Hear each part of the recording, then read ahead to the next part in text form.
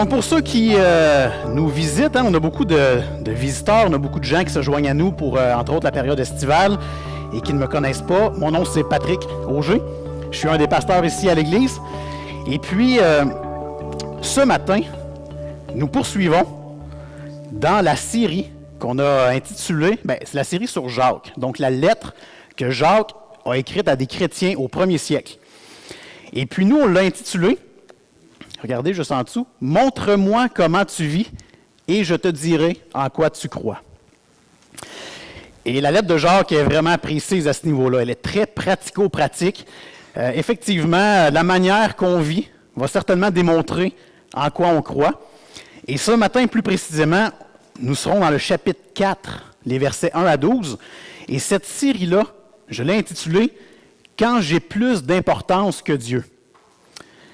Ça vous arrive-tu des fois d'avoir plus d'importance que Dieu? Bon, évidemment, personne va lever la main, là. Oui, moi j'ai plus d'importance que Dieu.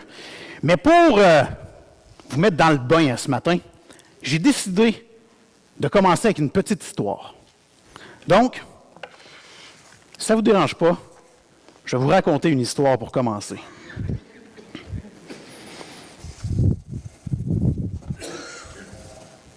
Ça va être important d'écouter parce que ça va être tout le reste de la matinée va avoir rapport avec cette histoire-là.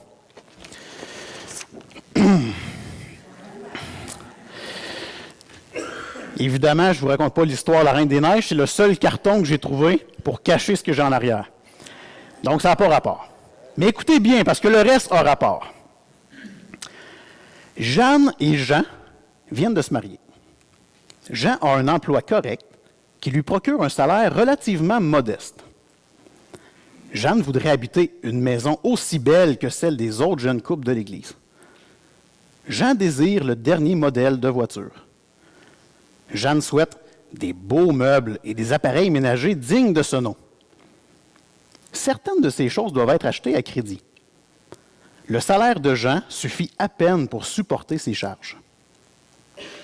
Puis, un bébé naît au sein de la famille et ça entraîne des dépenses supplémentaires et un budget en déséquilibre. Comme Jeanne se fait de plus en plus exigeante, Jean devient maussade et irritable. Jeanne riposte par la médisance et les larmes. Bientôt, les disputes font trembler les murs de la maison. Le matérialisme détruit le foyer. Par ailleurs, Jeanne semble jalouse. Elle trouve qu'à l'Église, Paul et Christine ont une place plus en vue qu'elle et son mari. Elle en arrive bientôt à émettre des remarques méprisantes à l'encontre de Christine. Comme le ton monte entre elles, leur mari se mêle du conflit et se sentent concernés. Puis les autres chrétiens prennent parti pour l'un ou l'autre camp et l'assemblée se divise. Et tout cela à cause d'une personne en quête d'importance. C'est pas moi qui ai inventé cette histoire-là. C'est un théologien que j'ai oublié son nom, mais je trouvais tellement que l'histoire avait un lien avec ce qu'on apporte ce matin, avec ce qu'on va lire dans la Bible. Combien de fois on veut avoir plus d'importance que Dieu? En vrai, on se l'avouera jamais. On le sait bien que Dieu est plus grand et qu'il faut lui donner toute la priorité. Mais dans les faits, dans la vie quotidienne, combien de fois on se fait passer en premier? Puis le message de ce matin, c'est exactement ce que Jacques a voulu apprendre aux chrétiens du 1er siècle, mais certainement qu'on peut en tirer un paquet de principes pour nous ce matin et en 2017.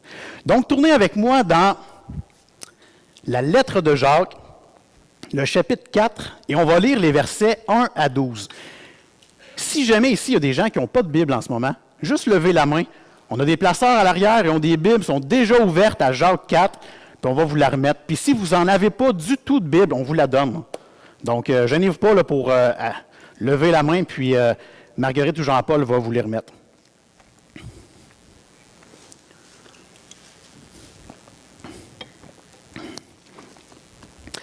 Donc, lisons ensemble Jacques 4, les versets 1 à 12.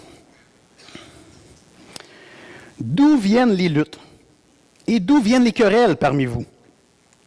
N'est-ce pas de vos passions qui combattent dans vos membres? Vous convoitez et vous ne possédez pas. Vous êtes meurtrier et envieux, et vous ne pouvez pas obtenir. Vous avez des querelles et des luttes, et vous ne possédez pas, parce que vous ne demandez pas. Vous demandez, et vous ne recevez pas, parce que vous demandez mal, dans le but de satisfaire vos passions. Adultères que vous êtes. Ouf, ça fait mal. Ne savez-vous pas que l'amour du monde est inimitié contre Dieu? Celui donc qui veut être ami du monde se rend ennemi de Dieu. Croyez-vous que l'Écriture parle en vain? C'est avec jalousie que Dieu chérit l'Esprit qu'il a fait habiter en nous. Il accorde, au contraire, une grâce plus excellente. C'est pourquoi l'Écriture dit « Dieu résiste aux orgueilleux, mais il fait grâce aux humbles. » Soumettez-vous donc à Dieu, résistez au diable, et il fuira loin de vous. Approchez-vous de Dieu, et il s'approchera de vous. Nettoyez vos mains, pécheurs, purifiez vos cœurs, hommes irrésolus. Sentez votre misère, soyez dans le deuil et dans les larmes, que votre rire se change en deuil et votre joie en tristesse. Humiliez-vous devant le Seigneur, et il vous élèvera. Verset 11. Ne parlez point mal les uns des autres, frères. Celui qui parle mal d'un frère ou qui juge son frère parle mal de la loi et juge la loi. Or, si tu juges la loi, tu n'es pas observateur de la loi, mais tu en es juge. Un seul est législateur et juge, c'est celui qui peut sauver et perdre. Mais toi, qui es-tu qui juge le prochain? Donc, pour ceux qui nous visitent ou que c'est peut-être une des premières fois, vous ouvrez la Bible puis vous lisez, là, il y a des mots là-dedans, tabarouette. Même moi, j'ai ouvert ça lundi, j'ai fait aïe, aïe, aïe, il faut vraiment que j'aille chercher la signification des mots. Je ne comprenais pas nécessairement tout bien. Mais j'ai fait cette recherche-là pour vous, cette semaine. Et de la manière qu'on va fonctionner aujourd'hui, c'est très simple. On y va verset par verset. On avance tranquillement. Et puis, j'essaie de vous expliquer le mieux possible qu'est-ce que Jacques a voulu dire. Mais tout d'abord, puis j'ai laissé le contrôle de mon écran à Jordan en arrière. Donc, tu peux tourner, Jordan. On va faire une mini-contextualisation. Si vous étiez là, il y a 2 semaines, c'est Mick qui a apporté le passage juste avant. Donc, Jacques 3, les versets 13 à 18. Et Michael nous apportait la différence entre la fausse sagesse qui vient des humains et la vraie sagesse qui vient de Dieu. Puis si on regarde à l'écran, bien, on voit que la fausse sagesse, c'est souvent quand à l'intérieur de nous, on vit un zèle amer et un esprit de dispute. Tu sais, quand des fois on veut se montrer sage aux yeux des autres, mais en vrai, on a juste le goût de piquer l'autre personne. Ce n'est pas de la vraie sagesse. Je me demande pourquoi on utilise ce mot-là d'ailleurs. Et lorsqu'on a un zèle amer et un esprit de dispute, bien, qu'est-ce que ça fait? Bien, ça crée du désordre et toutes sortes de mauvaises actions. Michael nous a partagé ça il y a 2 semaines. Jacques qui continue en disant un peu plus loin, mais la vraie sagesse, elle, celle qui vient de Dieu, elle est pure, elle est porteuse de paix, donc pacifique. Elle est modérée, conciliante, pleine de miséricorde, pleine de bons fruits, sans parti pris et sans hypocrisie. Celle-là, c'est une vraie sagesse qui vient de Dieu. Lorsqu'on est dans la paix, lorsqu'on parle de la parole de Dieu, on va avoir automatiquement une vraie sagesse provenant de Dieu. Il faut la demander au Seigneur aussi. Mais combien de fois on veut se faire passer en premier, puis on est prêt à piler sa tête des autres, puis c'est comme une sagesse déguisée. On essaie de leur montrer qu'on est sage, mais on ne l'est pas vraiment en bout de ligne. Il faut faire attention à ça. Et tu peux tourner. On remarque que le dernier verset du chapitre 3, regardez ça, le dernier verset est complètement en contradiction avec le premier verset du chapitre 4. Donc, chapitre 3, verset 18, « Le fruit de la justice est semé dans la paix par ceux qui recherchent la paix. » Wow! On retrouve une justice lorsqu'on recherche la paix. Puis des fois, il faut la demander au Seigneur, cette paix-là. On ne parle pas d'une paix humaine ici, d'une paix relative, là, que ça va bien quand on est tout seul chez nous, tranquille. Là. Non, non, on parle d'une vraie paix, que quand on vient à l'Église, quand on est avec nos amis, quand on est au travail ou avec notre famille, on se sent bien parce qu'on a la paix de Dieu. Et là, on arrive au verset 1 ce matin, et Jacques, c'est comme s'il revient pas mal plus fort. il vient nous reparler de la fausse sagesse, et là, il dit, d'où viennent les luttes et d'où viennent les querelles parmi vous? Donc, il est en train de dire, là, il parle à des chrétiens ici, hein? Il ne parle pas à des gens qui ne connaissent pas le Seigneur, qui ne connaissent pas Dieu. Il parle à des chrétiens, il parle à vous et moi. Ça, c'est impressionnant de voir que même dans l'Église, il peut y avoir des luttes. Et là, il faut faire attention. Lutte ici ne veut pas dire, pour les amateurs de lutte là, dans le temps, là, la WWF, là, on n'est pas ça, nous, ici. Mais, des fois, là, verbalement, ça donne un peu cette impression-là. On a un peu l'impression qu'on est raide envers l'autre. Puis, lorsqu'on prend le mot grec de lutte, c'est l'équivalent du sparring. Puis, tu peux changer la diapositive. Moi, je suis un gars, j'ai fait de la boxe. Y en a-tu ici qui ont fait de la boxe? Oh, j'ai fait de la boxe, c'est bon, c'est good. Moi, j'ai tripé à faire de la boxe. Puis le bout que j'aimais le plus, c'est quand on faisait du sparring. Donc, ceux qui ont fait de la boxe, ils savent c'est quoi. C'est l'équivalent c'est un échange de coups, mais en pratique. Ça veut dire que le but n'est pas de démolir l'adversaire puis de le rendre knock-out.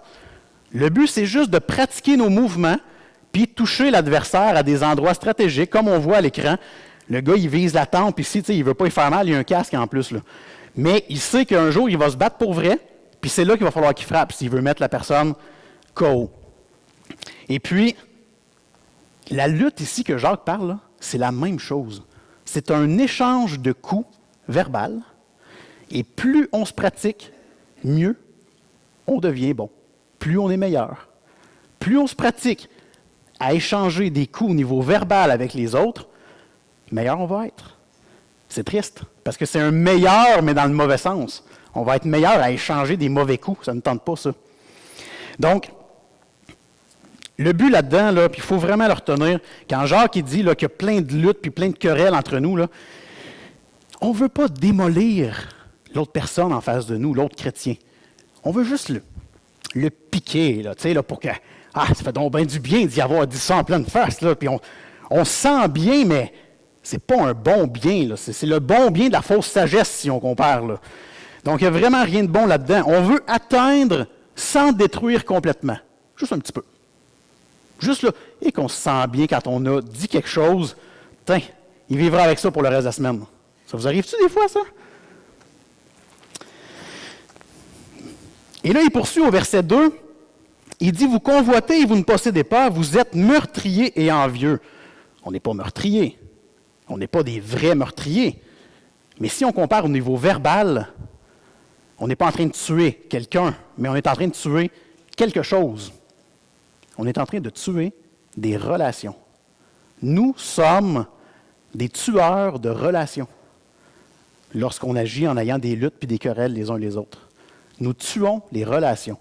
Puis on est tous bien placés ici dans l'Église pour savoir que c'est facile de tuer des relations. Puis Jacques nous en parle ici. Il poursuit toujours dans le verset 2. Il dit, vous avez des querelles et des luttes, et vous ne possédez pas parce que vous ne demandez pas. Puis ici, Jacques peut faire référence à deux choses. On va tourner la diapositive. Ça qui fait référence à la fameuse parole de Jésus. Hein? Jésus qui dit, Matthieu, je l'ai à l'écran, Matthieu 7, « Demandez et l'on vous donnera. Cherchez et vous trouverez. Frappez et l'on vous ouvrira. En effet, toute personne qui demande reçoit. Celui qui cherche trouve. Et l'on ouvre à celui qui frappe. » Donc, cette fameuse phrase, « Demandez et vous recevrez ». Est-ce que Jacques est en train de dire ça ici? Effectivement, Dieu nous l'a promis. Si on demande, on va recevoir. Ça dépend de ce qu'on demande. On va le voir un peu plus tard. Il peut vouloir dire aussi, dans Luc 18, on voit la parabole de la veuve et du juge. Je ne sais pas si vous vous rappelez de cette parabole-là, c'est encore Jésus qui l'a dit. On a affaire à un juge vraiment mauvais, tout croche, là. Puis tu as la veuve qui s'en vient le voir, puis qui lui dit sans cesse, elle vient régulièrement le voir, puis « Cher juge, donne-moi raison de ma partie adverse. Donne-moi raison, j'ai raison dans cette situation-là. » Puis le juge, j'ai fait « Non, gars, va-t'en chez vous, arrête de m'écœurer avec ça, je veux la paix. » Puis la madame, elle continue. Puis le mauvais juge, qu'est-ce qu'il fait? Il donne raison. Il est tellement tanné que la femme vienne le voir qu'il lui donne raison, mais pas par compassion, pas par gentillesse. Il est écœuré. Vas-y, là, t'as raison. Et là, Jésus, il continue puis il dit, Dieu, là, qui est rempli d'amour et de compassion, bien, si vous lui demandez sans cesse quelque chose, là, lui, il ne le fera pas parce qu'il est écœuré d'entendre ça. Là. Il va le faire par amour pour vous. Il va vous donner ce que vous demandez par amour pour vous. Mais là, c'est intéressant. On poursuit au verset 3. Jacques, il dit, « Ah, OK, vous demandez d'abord. C'est correct, vous demandez. Mais vous ne recevez pas. Parce que vous demandez mal. » Et là, c'est là la partie. Si tout le monde ici, on demande une Porsche, il n'y en a pas beaucoup qui vont en avoir une. Parce que, à moins que ça soit vraiment pour bénir les autres, là, c'est possible. Sinon, vous ne l'aurez pas, la Porsche. Dieu, il ne veut pas vous donner un faux désir, un désir humain, égoïste, charnel. C'est pas ça qu'il veut. Il veut vous donner plein de choses, Dieu, mais des choses célestes, des choses qui viennent de lui. Et Jacques, il dit ça. Vous demandez, vous ne recevez pas parce que vous demandez mal dans le but de satisfaire vos passions. Donc, vous demandez mal avec des mauvais motifs, dans le but unique de satisfaire votre désir égoïste. Et à cause de ça, vous ne recevrez pas. Vous êtes trop tourné vers vous-même, vous ne recevrez pas.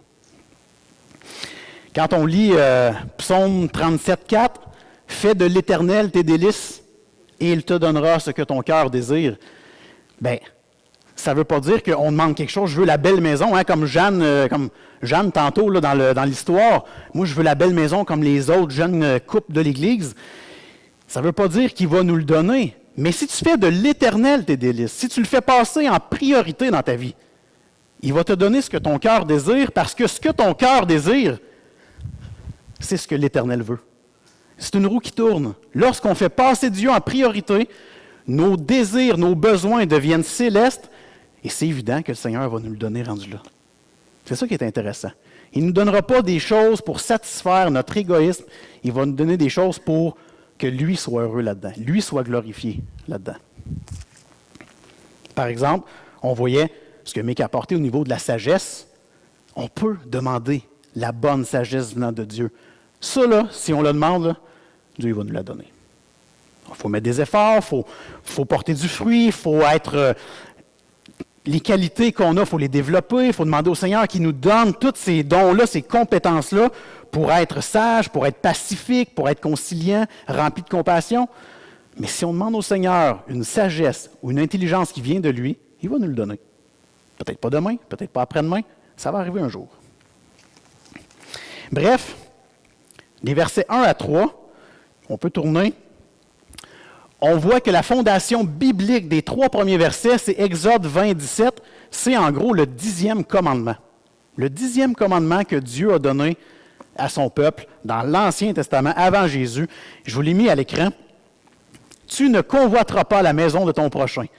Tu ne convoiteras pas la femme de ton prochain, ni son esclave. » Je ne sais pas si vous avez des esclaves ici, là, vous m'en parlerez tantôt. « Ni sa servante, ni son bœuf, ni son âne, ni sa maison, ni sa richesse, ni son rôle dans l'Église, ni quoi que ce soit qui lui appartienne. Tu ne convoiteras pas tout ce qui a rapport avec ton voisin, les autres. Tu n'as pas à convoiter ce que les autres ont. » Et la constatation ici, en plus, c'est ça qui est intéressant, c'est que Jacques est en train de nous dire que vous avez beau avoir des luttes, puis des querelles, puis des conflits entre vous autres, là, ça ne réglera jamais vos désirs. Autrement dit, là, ce n'est pas par les chicanes que vous allez être sage, que vous allez être en paix, que vous allez être heureux. D'ailleurs, rappelez-vous votre dernier conflit avec quelqu'un ici à l'Église ou dans une autre Église. Comment vous l'avez géré? L'avez-vous géré avec la paix, la sagesse venant de Dieu, ou dans la chicane?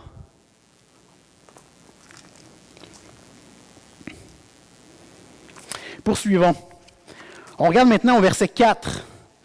Adultère que vous êtes. Il part fort, là, Jacques. Là. Adultère que vous êtes. Puis regardez, je vous ai mis adultère. Qu'est-ce que ça veut dire? Parce que des fois, on comprend plus ou moins bien. Le fait pour un époux de violer son serment de fidélité avec quelqu'un d'autre que la personne à qui il a affirmé ce serment. C'est le fait de violer un serment. Et là, Jacques nous dit, adultère que vous êtes. Puis il poursuit. Ne savez-vous pas que l'amour du monde est inimitié contre Dieu?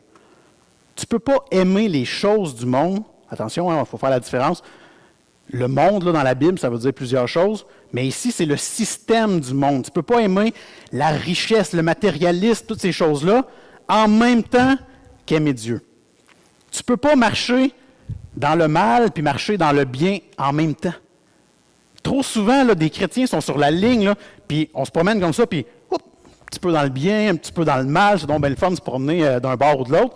Mais en faisant ça, nous sommes adultères envers Dieu. C'est que l'engagement qu'on lui a dit, on lui a dit, « Seigneur, je m'engage à te suivre et à te servir coûte que coûte », bien, c'est même pas vrai. Parce qu'on est prêt à aller voir qu'est-ce qui se passe ailleurs, puis qu'est-ce qui pourrait nous faire plaisir dans notre petit moi. Donc, c'est un peu triste à ce niveau-là, mais je lisais ça, puis je faisais « Aïe, aïe, aïe ». C'est tellement vrai des fois, là, pour ma propre vie. Combien de fois j'ai le goût d'aller voir ce qui se passe l'autre bord de la ligne? Je ne sais pas pourquoi je fais ça, ça n'a pas de bon sens. Et là, il dit, « Celui donc qui veut être ami du monde sera ennemi de Dieu. L'amour du monde est inimitié contre Dieu. » Et inimitié ici, c'est synonyme de haine. Avoir de la haine contre Dieu. Détester Dieu. Dans une autre version, ça dit, si tu aimes les choses qui se passent dans le monde, tu es en train de détester Dieu. Puis pour vous faire une image, là, imaginez un mets, là, un repas que vous n'aimez pas. Je sais pas, les champignons, le brocoli, il y a sûrement des gens ici qui disent « Ah, moi, j'aime pas ces affaires-là. » Moi, ma femme, bon, j'en profite, elle n'est pas là. Ma femme, elle, c'est le pepperoni dans les pizzas. Mais le pepperoni, tu sais, qui a l'air pas cuit, là. Celui qui ressort ses rebords et qui a chauffé, elle les mange, ceux-là. Mais en dessous de la croûte de fromage, là, elle les regarde, elle n'est pas capable pantoute. Fait que ce qu'elle fait, elle lève la croûte de fromage, puis avec sa fourchette, elle tasse les morceaux de pepperoni. Puis là, c'est pas tout, là. Si on est en gang, vous allez voir, quand on se fait des soupers causeries ici, là, elle approche son assiette de la mienne, puis pendant que je suis occupé en avant ou ailleurs en train de jaser, elle envoie les pepperonis dans mon assiette. Puis là, après ça, je regarde mon assiette, je fais « Oh, cool, du pepperoni! » Fait que là, c'est sûr que moi, j'en profite. Mais elle déteste les pepperonis, puis l'image est tellement bonne, parce qu'elle les déteste tellement qu'elle se dit « Moi, c'est pas bon pour moi, ça va être bon pour lui. » Et c'est la même chose avec Dieu. Combien de fois on entend « Ah, Dieu, là, si c'est bon pour toi, tant mieux. » On est en train de mettre dans l'assiette de l'autre Dieu. Mais pour moi, c'est pas bon. Donc, tu es en train de détester Dieu. Si tu es toujours en train de dire ce qui est bon pour toi, tant mieux. Moi, c'est autre chose. Bien, c'est comme le pepperoni. Là, tu n'es pas capable, tu détestes Dieu. Puis c'est exactement ce que Jacques veut nous dire ici. Ça, c'est triste, par exemple. Pepperoni, c'est tel quel, mais Dieu, là, c'est. On ne joue pas avec les choses de Dieu comme ça. Verset 5. « Croyez-vous que l'Écriture parle en vain? » Il est en train de nous dire, pensez-vous que la Bible, là, pensez-vous que c'est des paroles en l'air, ce qui est écrit là-dedans? C'est ça qu'il nous dit en bon québécois, là. Ah, ben non, on ne veut pas. Ouais, ben, la manière qu'on agit, là, c'est un peu ça qu'on fait. Puis on parle encore des chrétiens ici, là. Il dit, c'est avec jalousie que Dieu chérit l'Esprit qu'il a fait habiter en nous. Et on voit un verset dans l'Ancien Testament, avant Jésus, où est-ce que Dieu dit, je suis un Dieu jaloux. Mais c'est positif dans ce cas-là, c'est qu'il veut prendre soin de son esprit qu'il a mis en nous. Puis, c'est vraiment intéressant. Ce qu'il est en train de nous dire, là, c'est que Dieu ne tolérera aucun rival de l'esprit qu'il a placé en nous. Il est jaloux, mais c'est une bonne jalousie. Et il chérit, nous, ses enfants, ceux qui reconnaissent que Jésus est allé mourir à la croix pour nos péchés. Nous, ses enfants, là, il veut prendre soin énorme de l'esprit qu'il a mis en nous. Il en est jaloux, mais c'est une bonne jalousie. Il a le droit de faire ça, c'est Dieu. C'est le plus grand. Puis il ne veut pas qu'il y ait la compétition. Puis nous, au Québec, là, en 2017, il y en a de la compétition. Puis le matérialisme, entre autres, tout ce qui a rapport avec l'argent, tout ce qui a rapport avec le succès, c'est une méchante belle compétition à l'esprit. Nous, on aime ça, se remonter, puis montrer qu'on est bon, puis qu'on est fort, puis ça ne vient pas de Dieu. C'est par moi-même j'ai réussi à me rendre où est-ce que je suis aujourd'hui, parce que j'ai mis les efforts pour en arriver là. Pourtant, c'est pas ça, pas en tout que Jacques est en train de nous dire ici, c'est pas ce que Dieu veut. Dieu, ce qu'il veut, verset 6, il accorde au contraire une grâce plus excellente. C'est pourquoi l'Écriture dit, Dieu résiste aux orgueilleux, mais il fait grâce aux humbles. Dieu résiste aux orgueilleux, ceux qui se pensent forts, ceux qui se pensent bons. Dieu, il ne veut pas ça. Il veut au contraire la personne qui reconnaît que sans Dieu, on n'est rien. Sans Dieu, on n'est rien. Puis, quand Jacques parle de Dieu résiste aux orgueilleux, mais il fait grâce aux humbles, c'est un passage qui vient de Proverbe 3, 34, qui dit exactement la même chose. Et qui donc reçoit la grâce qui parle dans le verset 6? Bien, ce sont les humbles. Et c'est quoi une personne humble?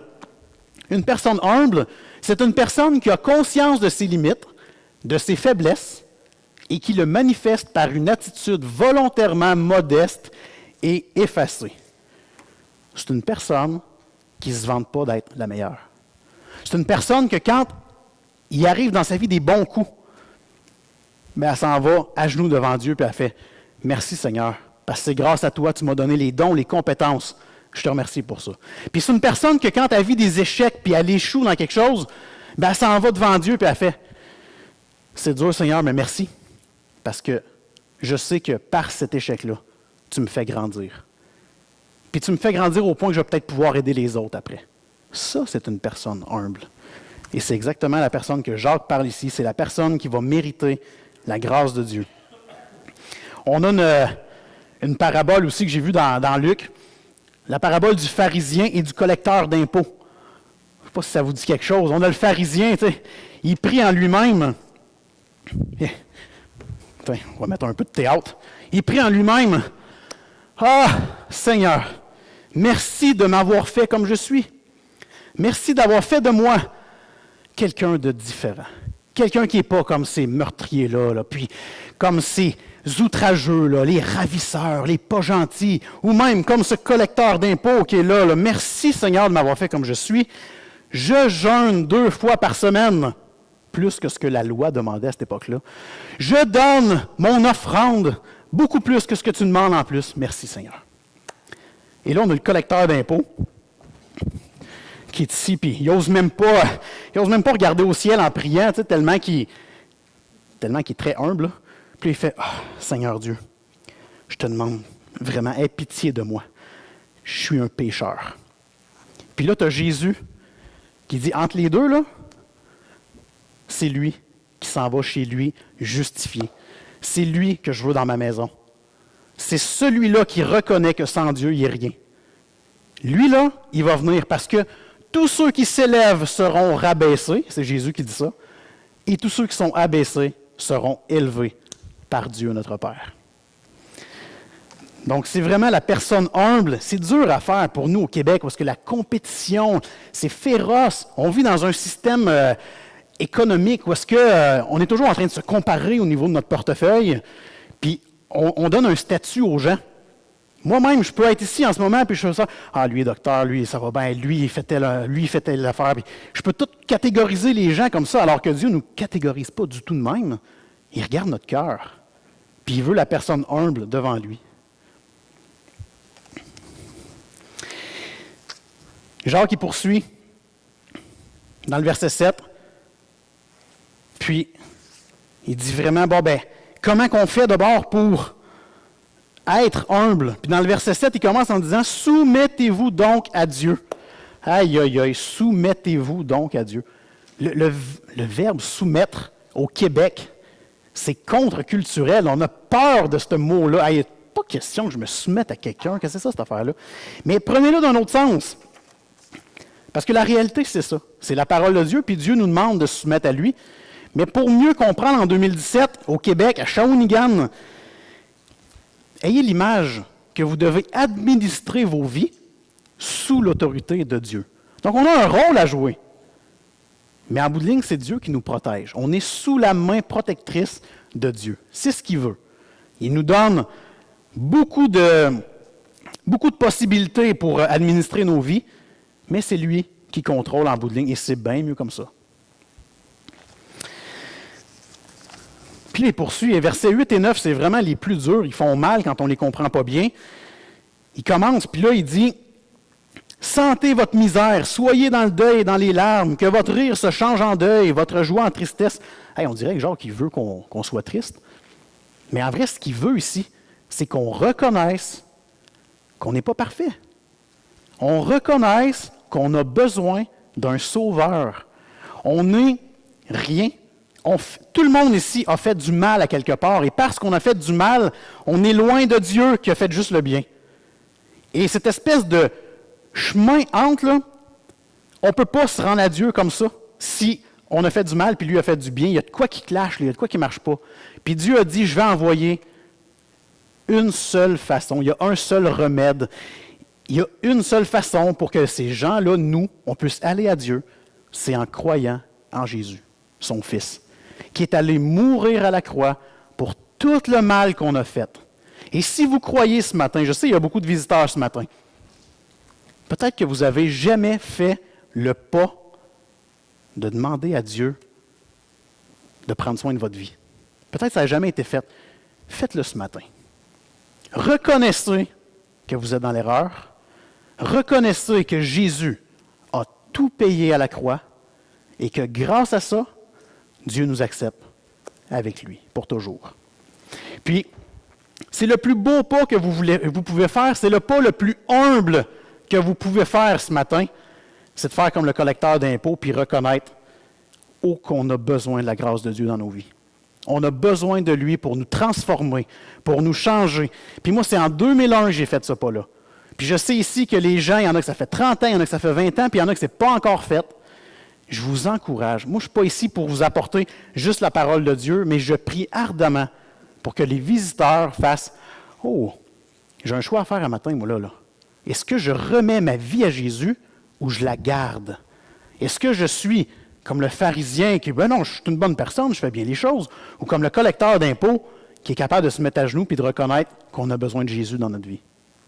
Faites ce pas-là ce matin. Puis à la fin, je serai ici. Si vous avez besoin qu'on prie ensemble, là, je vais être juste ici, là, vous viendrez me voir. Ça va me faire vraiment plaisir qu'on puisse discuter. Je pourrai répondre à vos questions aussi. On poursuit verset 10. « Humiliez-vous devant le Seigneur », c'est exactement ce que je viens de dire, « et il vous élèvera. » Donc, vraiment là, faites-vous petit devant le Seigneur et il vous honorera. C'est une promesse. On ne sait pas si ça va arriver demain. Moi, je crois que ça va arriver sur terre, mais je crois à 100% qu'au ciel, c'est sûr qu'il va nous honorer. Et il nous réserve une place pour nous qu'on se reconnaît comme un de ses enfants. Versets 11 et 12. « Ne parlez point mal les uns des autres, frères. Celui qui parle mal d'un frère ou qui juge son frère parle mal de la loi et juge la loi. » Puis, pour ceux qui ne savent pas c'est quoi là, la loi, c'est à peu près 613 commandements qui existaient avant Jésus. Puis lorsque Jésus est arrivé, il a dit, écoutez, je vais vous résumer ça, là, parce que les 613, évidemment, personne n'était capable de les respecter. Puis Jésus a dit, je vous résume ça, là. Puis je l'ai à l'écran. Oh, on peut... exactement. C'est Matthieu, chapitre 22, les versets 37 à 40. Jésus qui dit, « Tu aimeras le Seigneur ton Dieu de tout ton cœur, de toute ton âme et de toute ta pensée. » C'est le premier et le plus grand commandement. Et voici le second qui lui est semblable, « Tu aimeras ton prochain comme toi-même. » De ces deux commandements dépendent toute la loi et les prophètes. Aime ton Dieu de toute ta force. Aime les autres comme toi-même. Ça, il faut faire ça. C'est Jésus lui-même qui nous demande de le faire. Puis lorsqu'on est en train de juger les autres, est-ce qu'on est en train d'aimer? Vous ne pouvez pas juger quelqu'un dans votre tête puis l'aimer comme Jésus veut qu'on l'aime. Ah, vous pouvez l'aimer. Je l'aime bien, lui, c'est un bon Jack. Tu sais, on est tous capables de faire ça, là. Mais l'aimer profondément, avec compassion, puis s'il est dans la misère, allez l'aider. Allez-vous être capable de faire ça? Moi, là, j'ai de la misère avec ça, puis j'y travaille à tous les jours. Je demande au Seigneur de me donner cette espèce d'amour-là rempli de compassion. Puis des gens ici peuvent facilement le dire, je ne suis pas parfait là-dedans, mais j'y travaille. J'y travaille vraiment. Et lorsqu'on est en train de juger ces gens-là au lieu de les aimer, on n'est pas en train de les juger à la manière de Dieu, on est en train de les juger à la manière des hommes et des femmes, basés sur l'attitude, le physique, le style de vie, la personnalité, qu'est-ce qu'il fait, qu'est-ce qu'il mange, qu'est-ce qu'il fait comme travail. Finalement, là, on est en train de juger la création de Dieu. Hey, c'est grave en tabarouette, ça. Je suis en train de juger une personne que Dieu a créée. Puis Jacques nous dit ça, arrêtez de faire ça. Ne parlez point mal les uns les autres. Un seul, verset 12, un seul est législateur et juge. Autrement dit, il y a juste Dieu qui peut juger. Vous, là, votre job, là, c'est d'aimer. Puis non, on n'aimera pas le péché. On comprend bien ça. Tout ce qui est mal, il ne faut pas aimer ça. Mais les gens, il faut les aimer. Puis les gens font des péchés, donc la ligne est mince. Il faut aimer les gens, mais pas le péché qu'ils font. Puis des fois, il faut les reprendre. Puis des fois, il faut que vous veniez me reprendre. Pas parce que je suis en avant que je suis mieux, là. Mais à la base, il faut aimer comme Jésus nous aime. Alors voilà. Tournons au résumé. Voici l'idée centrale. Puis si vous avez un téléphone, ne gênez-vous pas, là, vous pouvez, si vous avez peu ou moins compris ce que je viens de dire dans les dernières minutes, on a l'idée centrale du passage qu'on a lu ce matin. Regardez ça. Les chrétiens devraient rejeter les conflits et se soumettre humblement à Dieu au lieu d'être amis du monde. Notre manière dont on parle aux autres et notre manière dont on parle à propos des autres devrait démontrer sans l'ombre d'un doute notre transformation en Jésus-Christ. Notre manière d'agir devrait démontrer notre transformation en Jésus-Christ. C'est important. Je vous laisse avec 4 objectifs ce matin. Le premier objectif, lorsque nous prierons, demandons-nous si ce que je demande est pour la gloire de Dieu ou pour ma propre gloire. On l'a vu dans les versets 1 à 3. Est-ce que ce que je demande, c'est vraiment pour faire plaisir à Dieu ou pour me faire plaisir? Ça va vous donner une réponse sur peut-être la longueur de la réponse de Dieu, entre autres. Numéro 2. Est-ce que notre emploi du temps ou nos projets nous rapprochent de Dieu ou nous éloignent de Dieu? Quand je me lance en affaires, quand je suis à mon travail, quand je suis avec ma famille, quand je suis tout seul, comment je gère mon temps? Est-ce que je m'approche de Dieu ou je m'en éloigne? Numéro 3. Donnons-nous le défi d'être plus humble. Puis, c'est tout un défi, ça. Dieu l'a dit qu'il va nous honorer. Peut-être que ça va prendre du temps. Peut-être que ça va être juste au ciel. Mais tant mieux parce que le ciel dure toute l'éternité. Donc, si on est honoré là-bas, là, je suis bien content, sérieusement. Numéro 4. Allons demander pardon. Si vous croyez que vous avez blessé un frère, une sœur, vous l'avez jugé, c'est exactement ce que Jacques dit. Faites pas ça. Mais là, on a une belle occasion là, cette semaine.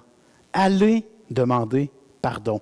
Puis, imaginez à quel point c'est tout un acte d'humilité d'aller voir la personne puis lui dire « Hey, excuse-moi, Jacques, j'ai vraiment mal agi puis je veux te demander pardon. » Il y a une semaine ici, là, je m'en rappelle, là, il a fallu que je demande à 6 occasions pardon à des gens ici.